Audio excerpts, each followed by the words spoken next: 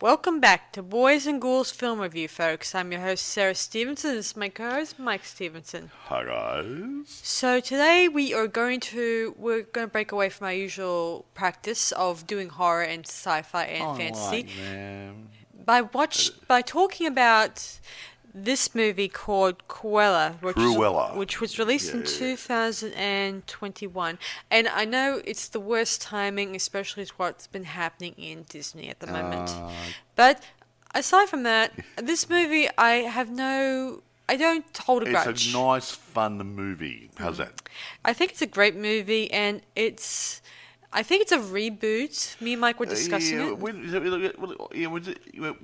reboot not a reboot? It's not a prequel. It's not a sequel. It's not a remake. And it's not really a reboot. I think it's more of a standalone from where I stand anyway. From where I stand too. Yeah. Because a lot of times on Wikipedia, they keep making out this is a prequel to the live-action one that came out in the 90s. But this one has slightly different changes, like using bits from the cartoon, bits from the live action, and mishing them together and their own story, making its own separate universe, in my opinion. So it's not really, and it's like a bit here. It's like Frankenstein. You look at the book, right? Yes. And you take, there's a man, Dr. Frankenstein, and he made a creature, and let's make a story around it. Mm-hmm. So, that sort of stuff. So, it's just not quite, Yeah.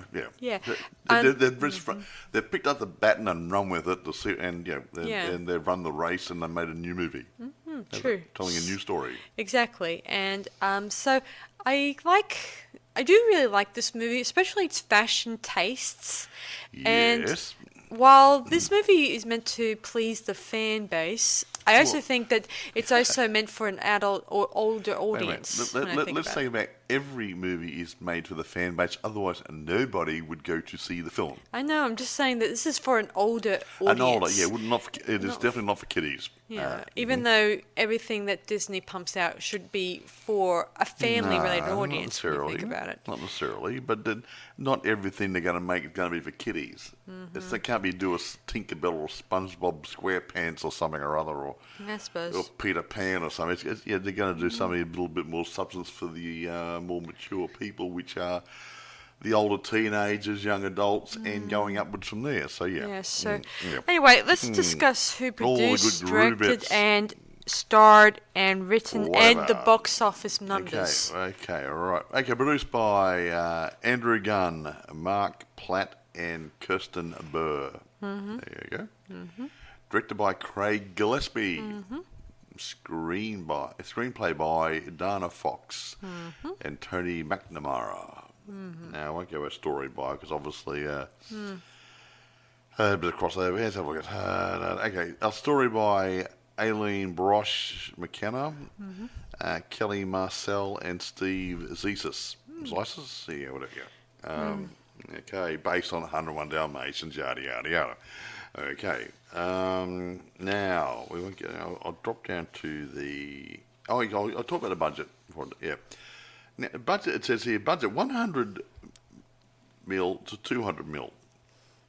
That's a breaks even. You would think you would know how much it costs to make the film. It breaks even. This is off Wikipedia, obviously, and other sites indicate it's closer to 100.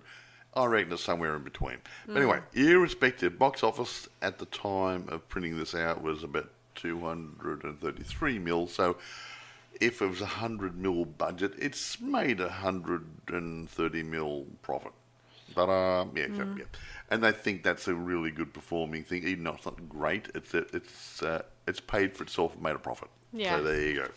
Now, actors. I won't go through everybody. The cast of thousands, like Cecil B. DeMille and stuff, but there's a few bods. Here we go. My favourite,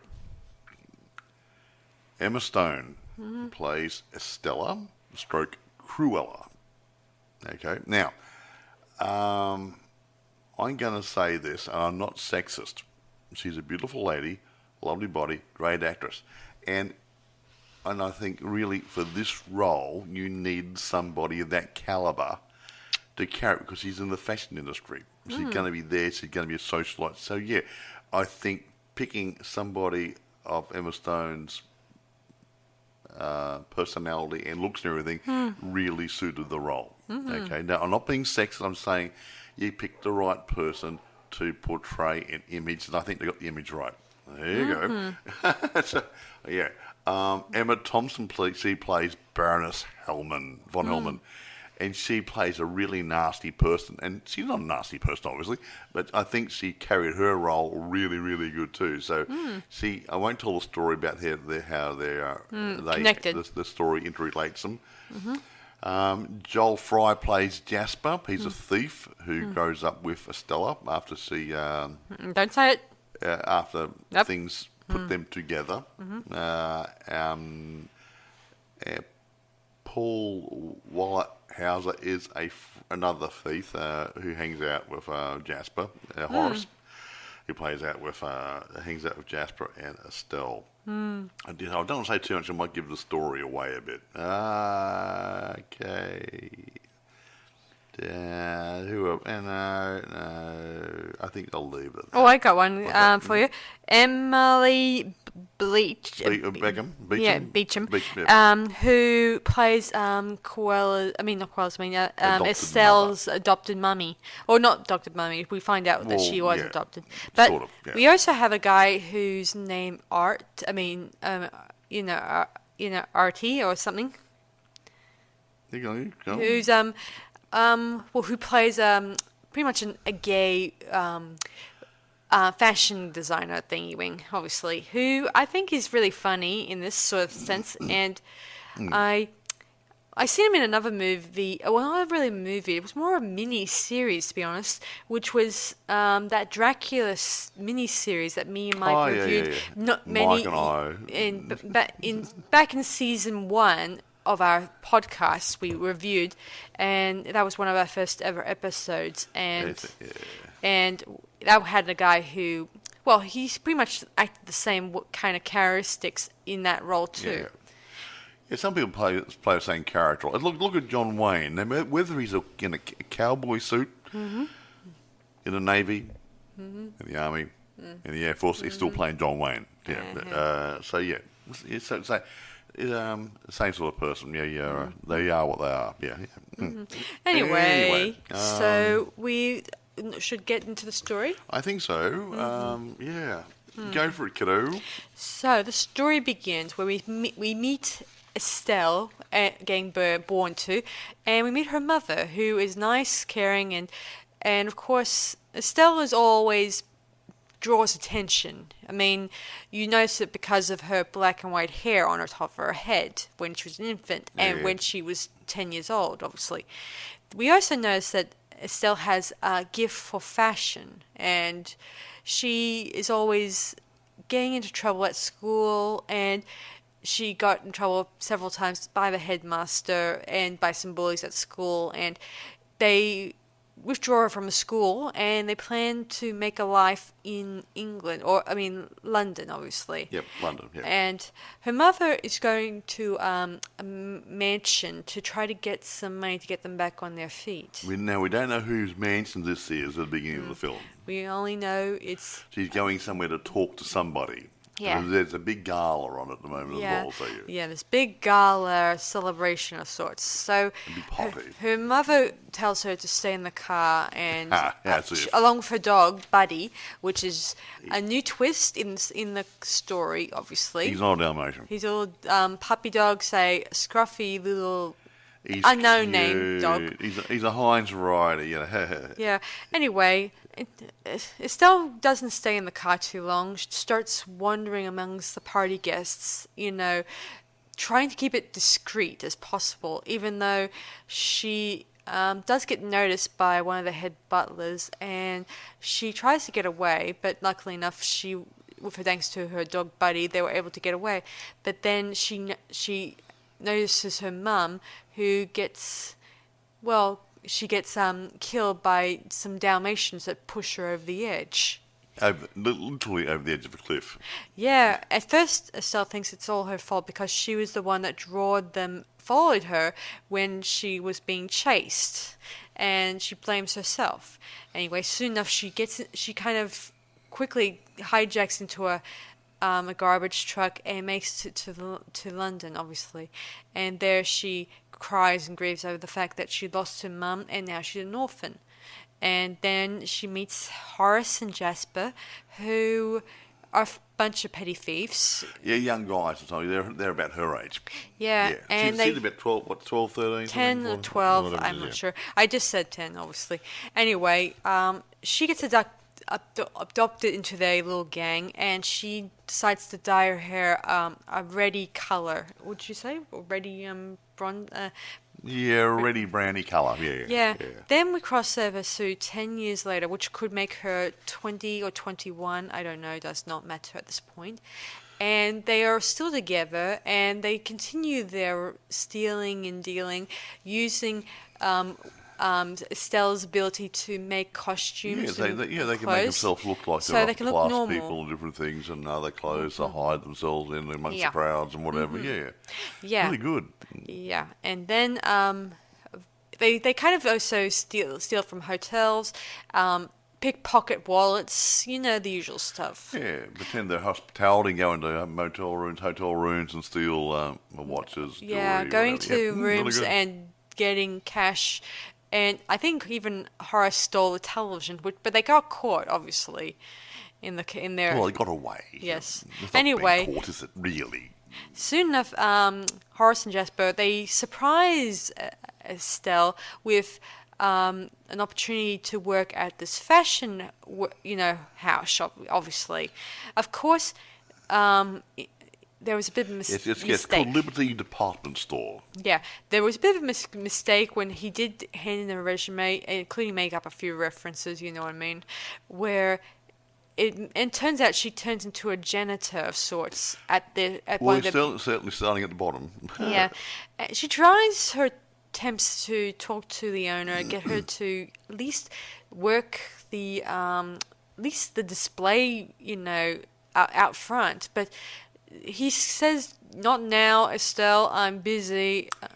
The manager or whatever. He's a total jerk. Yeah, he's a jerk. Won't give her a chance. Won't talk to her or whatever. But she gets drunk anyway, doesn't she? Yeah, she drinks a very big bottle of whiskey. Then she remakes the display in the front window, and it impresses somebody, doesn't it? Yes, it turns out the Baroness, who was the owner of the Liberty, and she offers her a job at her, her fashion workshop, boutique, her company. Yeah. Which she does, and Estella's all excited about it. She's finally getting noticed for her style. Anyway, she soon arrives at Liberty, and at first, most of the outfits, the Baroness rejects because she wants something classy, something over the top to make make her look good and stuff like that. And of course, she treats her still like a servant most of the time, asking her to order her lunch. Sliced off pickles. Not pickles. Sliced cucumbers to put on her eyeballs. Yeah, eyelids. Yeah, so it's really good. It's cooling. But she notices that Estelle has talent. She notices it through the sketches, improving them. In fact, she likes them. Yes, and soon enough, let me see. Estelle notices a necklace that belonged to her mother, her late mother, who died, obviously, and the Baroness tells her that it was stolen by a maid, and she was a servant working for her, and she had a kid and all that stuff. And of course, this gives Estelle the idea to steal the necklace at her next gala or party or something. Whatever. So we also get the acquaintance of Roger, who was in the original 101 Dalmatians, Pongo's owner, obviously. Well, he's a lawyer, wasn't he? Yeah, in this one he's a lawyer and a part-time piano player. He told me he likes music. Cruella. Yeah, exactly. Anyway, we also meet Anita. I should mention they were school friends, just like in the cartoon and the movie. Yeah, the cartoon more. They were best friends at school, obviously. So that's still that part of the whole Cruella de Vil 101 Dalmatian angle is still there. Yeah, they brought that in. Obviously, a bit of link it together a bit. Yeah. Yes, slightly. Anyway, Estella decides to crash the gala, and she also makes the acquaintance of Art, as the guy who owns a bit of a, I would say, a second-hand shop, but sells a lot of second-hand clothing. He calls it second stuff. time around. Yeah, but good quality clothing Good quality too. clothes, like a Chanel, suit, stuff like that, fashionable stuff. Good quality, and he gets a second-hand dress That belonged to Liberty. The Baroness once has upon a designed. time. Yeah. Yeah. Anyway, so she gets Horace and Jasper to go along with her plan by stealing the necklace and stuff like that. And of course, they're all for it. Of course, they tell her if she does go attend the gala, the chances are that the Baroness would have her fired and arrested for robbery. So she decides to send her alter ego, Cruella de Vil. Cruella, yes. Yeah, which we learn later on that her mother came up with that name for her to describe her evil intentions whenever she's being bad or naughty. Yeah, Estella, you're good. Cruella, you're bad. Yes. Dr. Jekyll and Mr. Hyde and a child. Mm-hmm. Yes. So, anyway, the night of question arrives, and Cruella arrives in the red dress that the Liberty made, and so you guys know, it draws the attention of everyone there because it's a black and white ball, and she's wearing red. Because the one Really thing good. the Baroness does not like is other women trying to upstage her, and she's doing quite well for herself, Cruella, and of course she gets her men in to try to take her out of there, obviously, but unfortunately, they kind of met their match. She fought them off eventually, and eventually the Baroness finally decides to chat with her, in a comfortable setting. And here we notice that the Baroness is wearing the necklace, as it turns out, and Jasper and Horace, they were actually going to break into her vault to get the necklace. And steal it, which is a bit hard to do. She's wearing it. Unless her head was in the vault. Yeah. Anyway, during a hustle with a bunch of rats that dear old Jasper brought let loose, Cruella quickly grabs the necklace and throws it to her dog Buddy, and Buddy gets chased down by three Dalmatian dogs that belong to the Baroness, obviously. That were the same ones probably that killed her mother. And this is a good bit. Yes. One of the Dalmatian dogs swallows the thing. Not intentionally. It just happened. Yeah. Anyway, Cruella and her friends quickly get into a car, one of those fancy Cruella de Vil style cars, and she drives. Yes. That's where the name came from. She then tells Jasper and Horace that she realizes that the Baroness killed her mother because she had this dog whistle that she blew the night before. Only the doggies can hear. And only dogs can hear, and that causes the dogs to knock her mother over the edge and killing her. Yeah, well, the fall didn't hurt, just the sudden stop at the bottom. Yeah. Yes, there's that too. Anyway, in other words, it was intentional. And so she starts realizing she wants revenge. So she uses her Cruella de Vil image to become a bit of a hole in the Baroness's a bit of a side. rival to the fashion scene. Yeah. Yes. So while she continues to be masquerading as Estelle, Cruella de Vil takes over and starts ordering Jasper and Horace around like they were not her minions.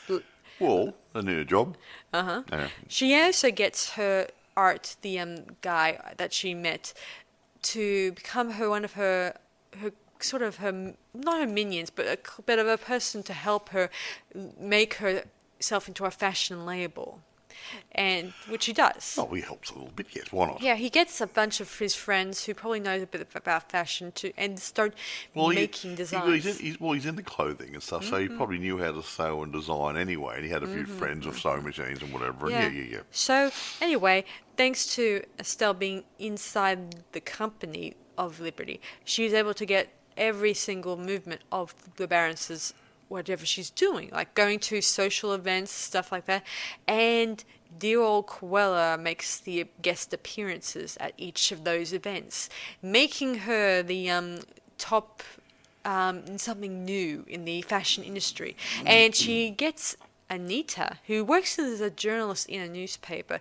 to cover each of those events, making her very popular in fashion. It does. And of course, when the Baroness knows about this, she tries to get her lawyer to find out everything she could. Of course, he gets fired eventually. Is that right? Yeah. Because he's not a detective; he's just a lawyer. You know. Oh, that's a bit rude. Anyway, so moving on. Soon enough, she starts arranging her next fashion show and needs new ideas to outstage Cruella. So while they're on a break, Estella's in the back alley just drawing her latest idea, and she gets dragged by security to the Baroness's office, where she shows her latest creation, her latest drawing, and the Baroness just pretty much takes a piece of paper and pins it to her wall and says, "That's my new piece to be presented at my new fashion show." Well, there you go. Yes, indeedy, Bob. Horace and Jasper are getting fed up up to here with this Cruella de Vil alter ego, and also they stole the Dalmatian dogs. Oh, one of the dogs swallowed Nick, so they didn't know which one, so they stole the three of them. Yes, they did. So they steal them at a dog's pet. When it's pet spas, we go and get shampooed, get the nails trimmed, those sort of places. Yeah. And of course, at first it becomes really rough because those dogs are really nasty, like Rottweiler nasty. Yeah, but they've been trained to be guard dogs. But they eventually cool off and eventually start watching warming TV up to, with Horace and stuff, watching some footy and stuff, and enjoying football or whatever they like. Yeah. Anyway, then eventually they warm up to Cruella and her little gang, obviously. Anyway, but they're waiting for the poo to come out so they can get the necklace. Yes, they tried, but still, no go. You would think a dog would have gone faster. You think you'd have a bowel movement at least once a day, no matter what it is. Mm-hmm. So soon enough, when Cruella starts working on the dress that she designs, Estelle, obviously, she also gets, I think, Horace to get some beading. Some nice, pretty bead type things. Goldish beads. Very and nice. late at night, she's putting the final beads onto the dress. They look so beautiful. And later that night, Horace and Jasper makes out that they were breaking into they thing. try to pretend to be breaking in, so the security guard will see them and then warn. What's my it? Yes. Luckily, it was so simple. It was like steal. Had to wake the guard up. Yeah, because the guard was like. A really good guard he was. Yeah. If they had, too bad they didn't have CCTV back then. Probably not. Anyway, soon enough, it got wind to the Baron about the robbery or attempted robbery. So she decides. And so she locks the dresses, including her new dress, into the vault. With all of the dresses in it, no one can steal them. Okay, and later on, as the gala, the fashion show starts, somehow the vault it's hard to open. So they try to use, I guess, one of those special, what do they call it? The things that... They cut it open? Yeah, to cut it open. Oxyacetylene. Yeah, eventually cut it open, and before you know it, lots of millions and millions and trillions of moths come bustling out. I get the idea that if the heat from the oxyacetylene warmed up the air, and the hot air made the moths hatch out of these so-called beads that Cruella or Estella sewed on this dress. The idea is they'll all hatch and they'll gobble up all the dresses in the vault. Somehow they were imported from South America and they ate the other dresses. Well, made lots of serious holes in them anyway. Yeah, and anyway, then her clients all run out, and eventually outside we see this awesome fashion show done by Cruella and her minions. Is that the music? Yeah. And everyone's there, including Anita, and it's such an awesome, beautiful affair. It was a mini rock concert and fashion show all in one. Yeah, it was pretty cool. And the dresses were and clothing are fashionably cool. Really good. And soon enough, Cruella appears in this stylish, sort of like a Dalmatian-style print dress. Of course, this gives the Baroness thinking... You killed my dogs. Yeah. Don't worry, she didn't. She just used Dalmatian print clothing. Yeah, she made the fur or the material look like Dalmatian skin. Yeah. Soon enough, the police arrive and everyone scatters. And of course, Horace and Jasper are starting to have second thoughts about Cruella. I mean, they've started to think of her, that the girl they knew, Estelle, is no longer exists. And Cruella is taking charge in a bit of an alter ego kind of way. Soon enough, she arrives back at their home. There, the Baroness sort of springs a trap on her and pretty much is about to burn her home down. Of course, she asks her about her identity, and she says, "You killed my mother." And of course, she doesn't deny it. She says she even killed other people in the past. Is that true? I believe so, yeah. Meaning, who knows what other people she may have killed? I don't know. I don't care. It's a tough business. Yeah. Anyway, as she's burning the place down, she takes the dogs, which are still alive. See, told you. See, dogs were hurt during the making of the film. Jasper and Horace, they've been taken to the police and arrested, obviously. And they were starting to say, you're responsible for the death of Estelle. Yeah. Anyway, soon enough, as the place burns down, some mysterious figure comes to the building and saves her, along with her two dogs, which is a dog with an eye patch. I don't know his name, obviously.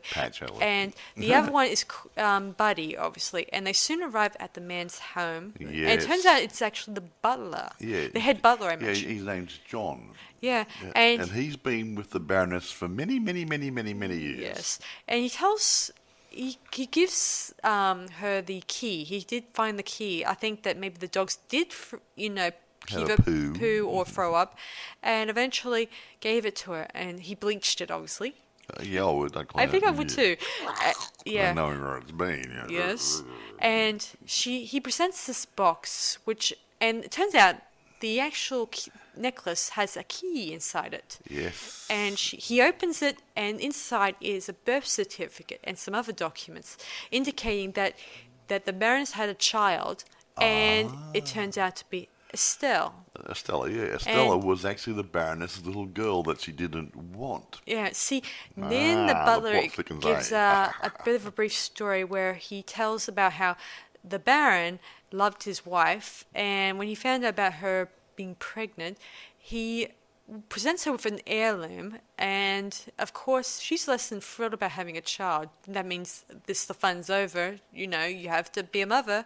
And so the Baroness is away, she gives birth, and eventually she tells her head butler to get rid of the baby. Now what he says, she's told John to murder the baby. Of course he doesn't have it in him. It's all a bit like in Snow White. The woodsman didn't want to kill her, so he pretended. He said, run away. Yeah. So he turns to the only maidservant he knows with a good heart. That turns out to be Kathy, who was Estelle's adopted mother. Well, the one took her over here. Yeah. So later at one night, she takes the baby along with her belongings and leaves the estate.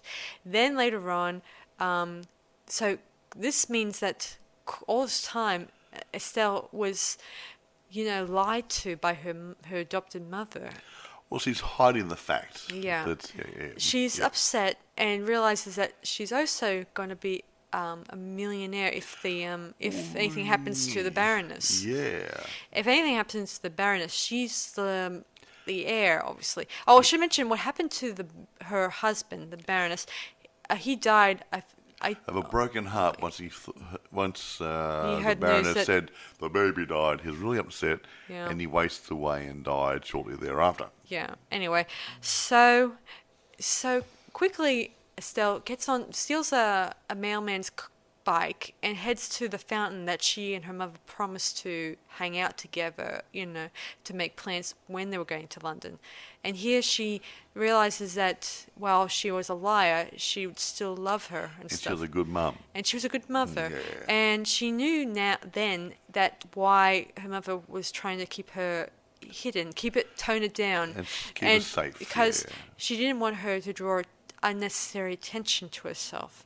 Of course, she realizes that what her mother was doing was the right thing, but she knows now that she wants to get even with her birth mother, obviously. So she kind of makes her peace with her dead, adopted mother, and she then attempts to get Jasper and Horace out of jail. Yes, so she uses... it's a garbage truck. Yeah, but she uses Artie and John to help. Mm-hmm.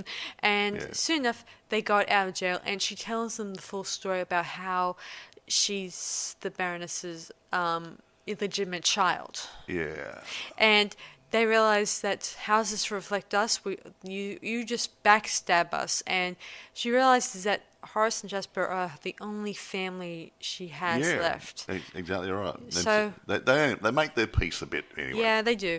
And she then makes the plans with them and Artie and the butler for the Baroness's latest gala, obviously, where they start making designer dresses that very significant and hand them out to the guests that were going to attend the gala. It's also with wigs. Yes. Black and white wigs. Yes, and they made sure that they had it written in the Baroness's handwriting saying this is to tribute for the late Cruella, so please wear it to the next gala. And eventually the gala arrives, and of course the news has gotten out to the Baroness that Cruella's body was not among the dead at the building that she burnt down, and she orders her minions, including some extra security, to keep an eye out for Cruella at her gala thing. Okay. Of course, Cruella prepares for everything in this situation, including arranges a possible death. She says that there's going to be a death at this gala, which we don't know. Anyway, soon enough it arrives and the security are on alert, but they keep jumping on the wrong person. Turns out... So they're all dressed like Cruella. Yeah. Black and white clothes, black and white wigs, and... Oh, Lord, which one do you get? All of them? No, true. Anyway, it kind of... all the women are wearing them, obviously. No men, obviously. That was stupid. Sorry. Anyway, soon enough... when the Baroness arrives at the gala, she's shocked at the number of women wearing the black and white wigs, black and white gowns, or not black and white gowns, just blurring black, obviously. Yeah, black and white gowns. Yes. And, of course, Cruella changes her outfit and makes her way to where the cliff where her mother died. Yeah, it's the same place where her mother passed away many years earlier. She also steals the Baroness's whistle, the dog whistle. Doggy whistle.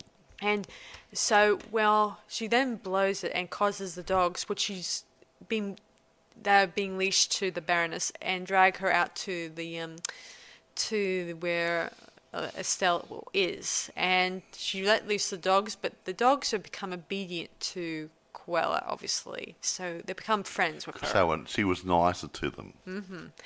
Anyways, treated like human beings. Yeah. She then tells the Baroness that she's her mother, and the Baroness is like, "Oh, of course, that explains it. So how awesome you are." Give me a break. And she's like, that you should belong to your own kind, blah, blah, blah.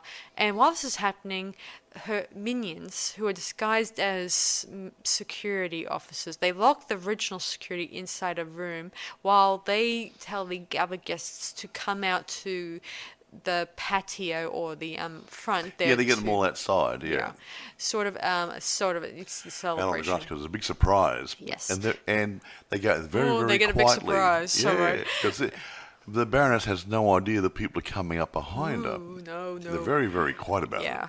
Anyway, soon enough, the Baroness tries to hug Cruella or Estelle. Yeah, Estelle. And as they're hugging, she pushes Estelle over the cliff like years ago her mother was.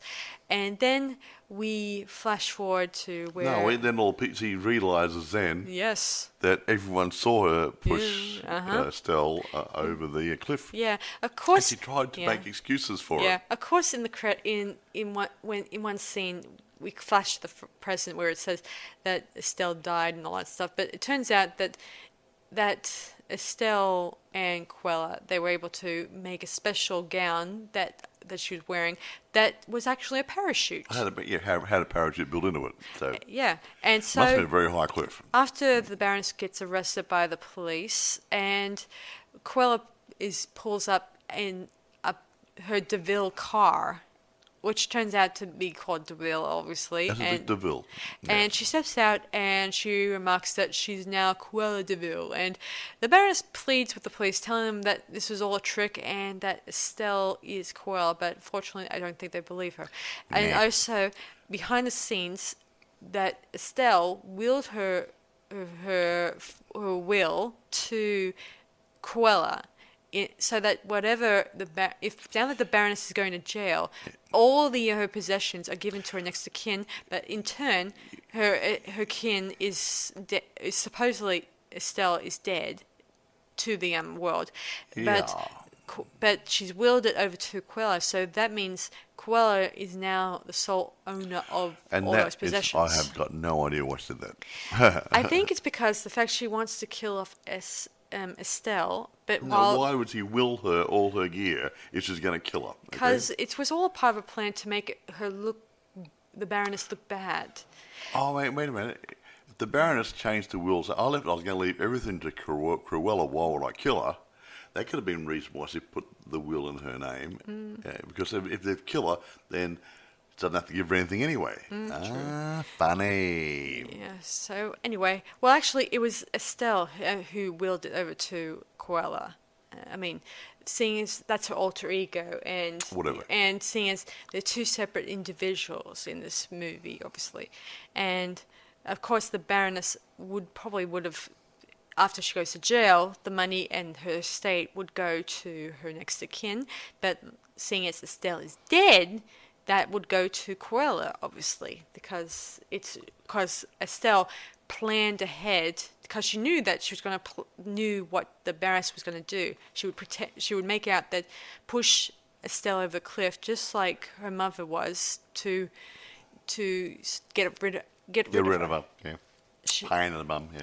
So now Cruella is in control and in charge, and so she makes her way to the mansion and renames it Hell Hall, which was called Hellman. Yeah, it was Hellman Hall, and the MAN fell down. It was just Hell Hall, which is very, very nice. Yeah, very family orientated. Yeah, and we notice that one of the Dalmatians looks a little bit overweight, which I think is actually she's having puppies. They keep calling him Angus, but I think she's probably Agatha or something like Whatever, that. Yeah. Anyway, doesn't matter. So then we kind of flash to a post-credits scene where we see Cruella DeVilling two Dalmatian puppies to Anita and to Roger. And who knows who else. Now, obviously. remember the original 101 Dalmatians cartoon, animated film?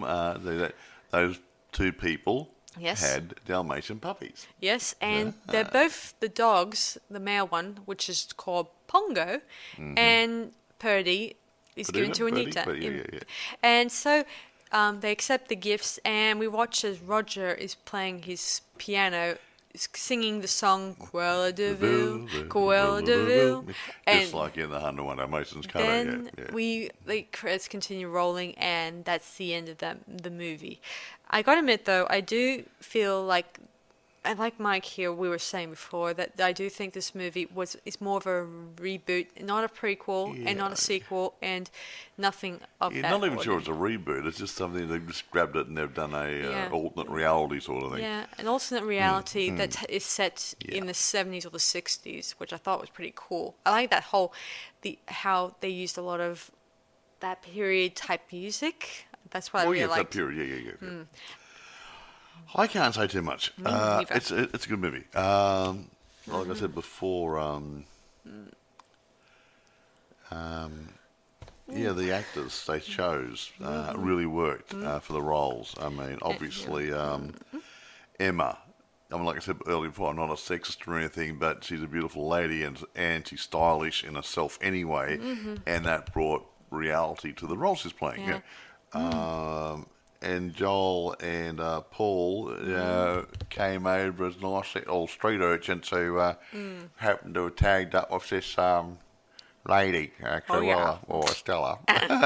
And they did really good. I mean, they carried their roles really good too, yeah. For a movie that has alternate personalities and different approaches, I kind of applaud this movie. Of course, I won't tie it in with the other stuff, obviously, because those are separate Disney universes and don't have to have a connection to this one. Now, I think the original live-action movie had Glenn Close in it. I think she played Cruella de Vil, and I think she was she worked with Emma to create the role a bit. I think, obviously carried on the same sort of general feeling of the different input and whatever and blah blah. Someone actually raised an issue. Okay. In the cartoon version, animated version, I'm listening. Cruella de Vil had a long cigarette holder with a cigarette hanging out of it, obviously. And for some silly reason, Disney has banned characters being shown smoking films. They're smoking in films. Oh, it explains a lot.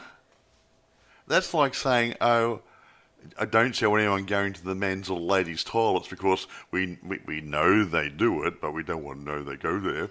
Well, come on, people smoke all the time. It's a silly thing. But they haven't done it since 2007, so almost 20 years. Disney films haven't had anybody smoky in them. I'm not an advocate of smoking. I used to smoke. I don't smoke anymore. But neither. But I mean, hello. In reality, people smoke, people drink, people swear, people go to the toilet. Exactly. Why leave it out? Then it becomes fake. Isn't it supposed to be reality? Yeah, like it or lump it, guys. That stuff does exist in that world. Whether you like it, I mean, I don't advocate it. I mean, it's not good for you, but people smoke. I mean, everybody, we've got 200 people in a room having a champagne and a canopy and everything, and not one person smoking. Oh, that makes things cleaning up a lot easier. Yeah. Hello? Yeah. How would you explain ashtrays? Well, they wouldn't have no need for an ashtray. No, it's really weird. Anyway. Crazy. I don't mind it that if Emma Stone didn't smoke. I mean, unless some of the actors objected to the idea of smoking. They don't smoke all the way through it.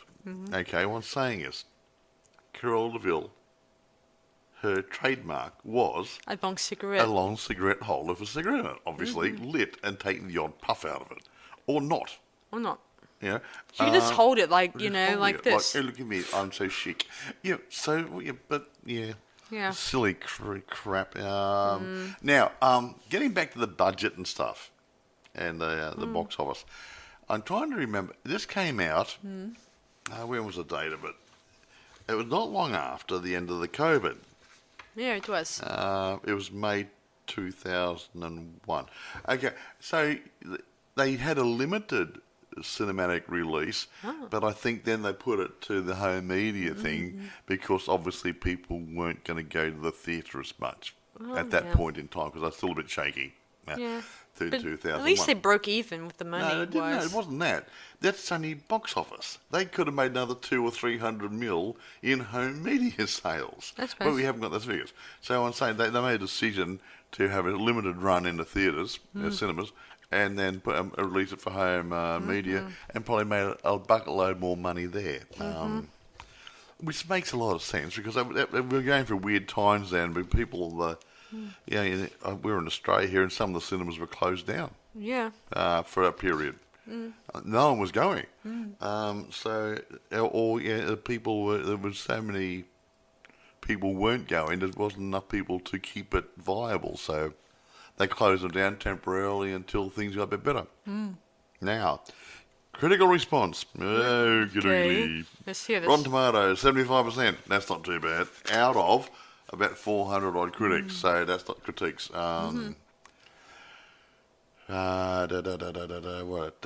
New York Times. Easy enough to watch, but hard to care much about. So he wasn't. He obviously doesn't like the story. No. Los Angeles Times. Dazzling fun. There's no, Well, at least someone likes it. other things. Placing his characters in the 60s or 70s allows the director and screenwriters put them in an exciting moment in the fashion industry, which is good because things were changing a lot back in those days. Yeah, considering that 60s were going into new territory, just like the 80s were going into new territory too. Yeah. Anyway, irrespective, the idea is most of the critiques are really good. It's got so many here. I'm just going through. Daily Telegraph, Robbie Collins scored it 4 out of 5. Washington Post, tedious, transgressive, chaotic, and inert. What's that mean? Lethargic, not doing anything, no energy. I thought it had a lot of energy. You can't please everybody, but the paying customer at the cinema and the people who go to the video stores and the people who stream, etc., people who buy it online, they're the ones it's been made for, not the reviewers. Okay? Yeah. And these people are on wages to review movies they don't want to see. So I'm not going to say this is a well-made film. I like it. I mean, there's nothing wrong with this film. Yeah. It's whether you like that sort of story. Okay? So if you like the idea of 101 Dalmatians brought into a live-action film with a slightly devious, naughty little... what would you call it? Antagonist or protagonist for Cruella? It's really hard to tell. It's both. Well, I would call her an an anti-villain. Villain or anti-protagonist. Yes, because she's really cute and wonderful. You can see her silence. Yeah, you'd take revenge too. You'd stand right next to her. You'd be her minion. You'd help out. You'd go against the Baroness with her. Yeah, and not to mention, she didn't do what, like the part where she makes the coat and then. It pretty much, it gets the impression that she may have killed those Dalmatian dogs, but she didn't. She made a dog print. After all, she did have dogs working in her gang. Now, she didn't kill them, did she? Now, here we go. There has been rumours of a Cruella 2. They've been talking about it since 2001. I have gone online. Yes. They are still talking about it. They may be writing a script. I have got no idea. I cannot find out anything. Yeah. Yes, there are trailers, but the general consensus is they're fake trailers made by AI, by naughty people who are just trying to be mischievous. I'm trying to be nice here. At the moment, I don't know where it's up to. Yeah, I must have a lot of times. Supposedly going to happen one day, and if it happens, it might come out next year. Yeah. So it might be in production now. They might be filming now or later in the year. But at the moment, I don't believe they're filming. So you can't have a trailer if there ain't no film. Yeah, I hate it when such people out there who are not in the industry, go ahead and actually make a trailer and they try to fool the public that it's real. But then you find out it's not real and you're been led down the garden path and given the wrong impression. Here's something. We're talking about home media. Through its first month, the film made $58 million from domestic digital sales. Well, you got your numbers there. And this is not reflected in the box office because obviously different figures. So so it would have grown up another couple 100,000 probably on top of that. So I imagine it got... Yeah, it's made seriously good money, not $1 billion trillion, but it's probably made in excess of 500 mil or something or other. So yeah, I'd say at a rough guess. Now, where do you get it? Oh no, grade it. Let's grade it. Yeah. I'm going to give it a 9.5.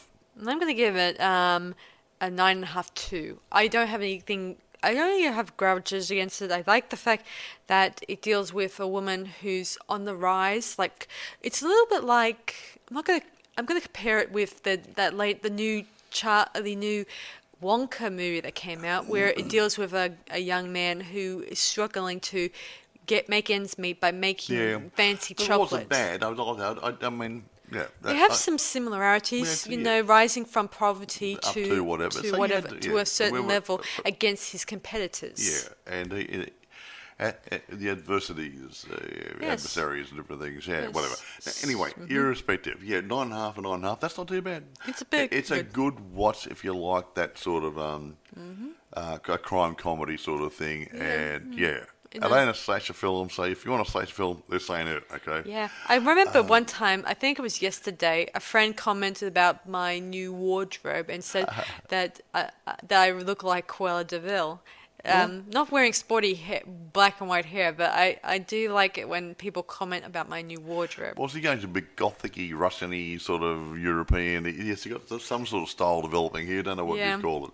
I don't know what to call it either, but I like it when someone comments about that being sort of true thing. to herself, aren't you? Yeah, but I do like it that when people just comment about it and say, "Oh, I like that you're going for this Cruella de Vil look style about you." I might do that later. And I kind of take that as the highest compliment I ever could receive. I'm going to do a full makeover. Like another person at the shop one time told me, "Oh, you look ready for the Beetlejuice movie that's coming out next month." I got to admit, that was the best comment I ever received. Well, a guy said you looked a bit Russian the other day with that hat on. Yeah, I didn't take that one too hard. Anyway. But I do like the fact when people compare me to, Cruella de Vil or to the Beetlejuice movie. I'm really looking forward to it. We actually ordered some tickets, and I hope the advanced booking, is it? Yes, one of those private screenings where it's going to just me and a bunch of fans. The week before, or it's an advanced screening. Yes, so I'm all excited for it, and I hope I hope to see some of my friends there, obviously, to maybe view it with me. So anyway. Where do you get this? Is a good question. Finally, she stopped talking. Now, eBay, it's for sale. Yes, Plenty. Obviously. Amazon, it's for rent or for sale. So you have other streaming sites or whatever. You will probably find it somewhere. Possibly the Disney Plus. I don't go on there myself. Yeah, it might be on Disney Plus, being a Disney. So have a look around. It might be on Disney Plus and or other streaming services.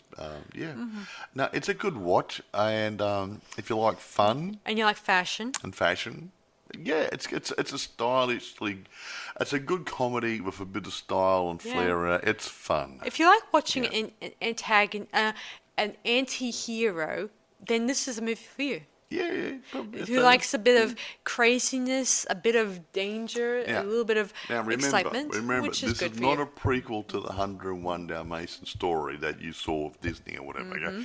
It is its own alternate reality sort of thing. Universe, And if there is a Cruella 2, it will not be 101 Dalmatians live action. No. It's going to be Cruella de Vil in the fashion industry, strutting her stuff and getting up to mischief. She may even get another rival, or maybe some other person who might take revenge on her through the Baroness. Because I imagine she did say that she'll be back one of these days. Well, after killing people, I shouldn't think so. Yes. Who knows what's going to happen? We may get an awesome surprise awaiting us, which is... Well, who knows? She gets out of jail or something. Yes. I guess out of jail free card out of Monopoly. Like Mike here said, don't think this is a prequel. This is a reboot or... It's. I don't even think it's actually a reboot. It's just got Cruella based on... The 101 Dalmatians. It's sort of like saying, I'm going to make a Frankenstein movie. It's got nothing to do with Universal Studios. Okay? What took place in the movie is different from its premises in the book and the cartoons, where instead of killing innocent Dalmatian dogs. She allies them and becomes their new owner. And she didn't kill the Dalmatian puppies that were the one of the dogs had. She ended up giving them as gifts to Roger and Anita. Yeah, and other people. Yeah. And probably some other friends probably along the way. Might have got one as well. Maybe. Anyway, man. so who knows what transpired, and the fact she may not be as bad as people make out. She's going to be a bit weird. She's just weird. And crazy, actually, maybe. Getting back to Emma Stone, I think she nailed it.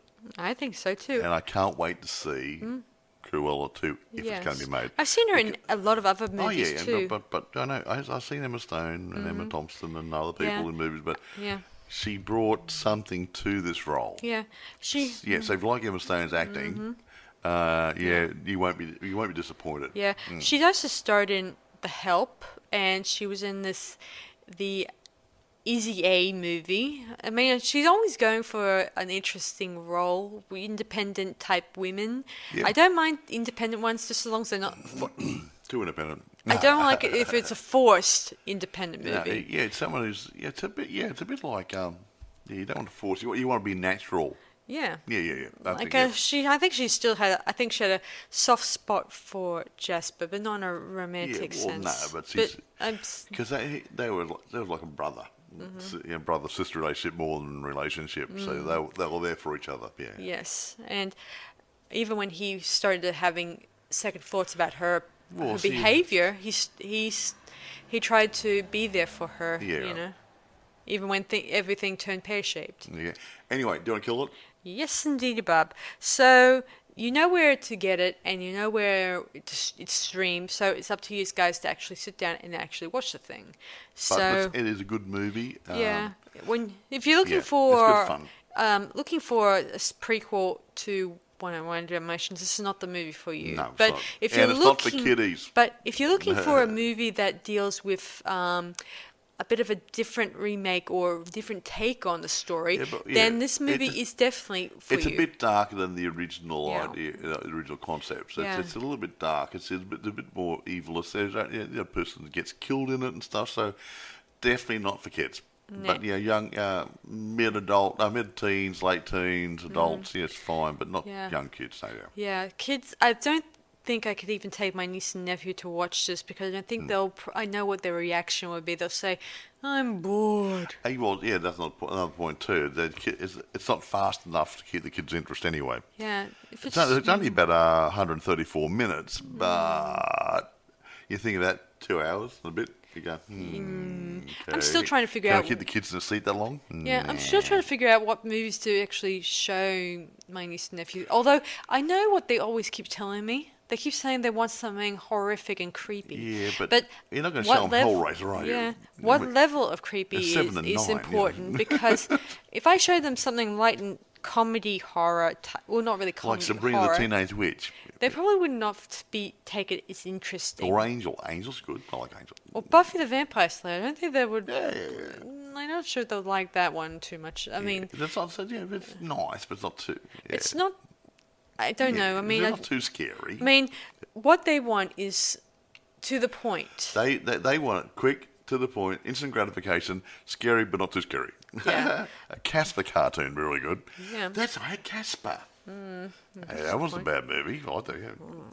Who's the girl?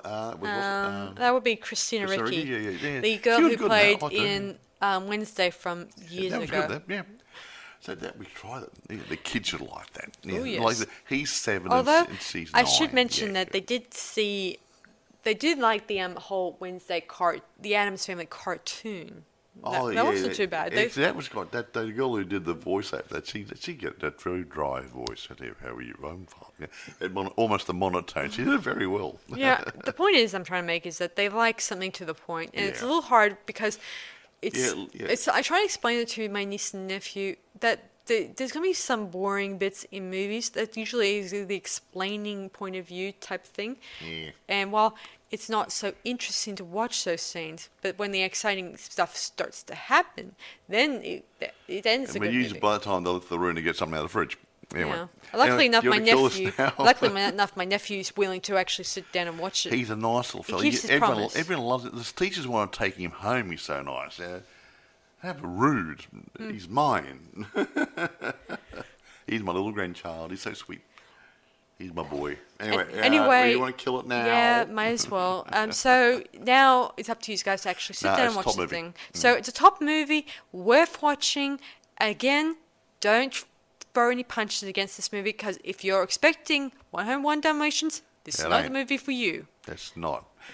Goodbye, guys. So that's it from us. So we'll see you guys next time. Bye for now, and have a good week. Bye. Bye.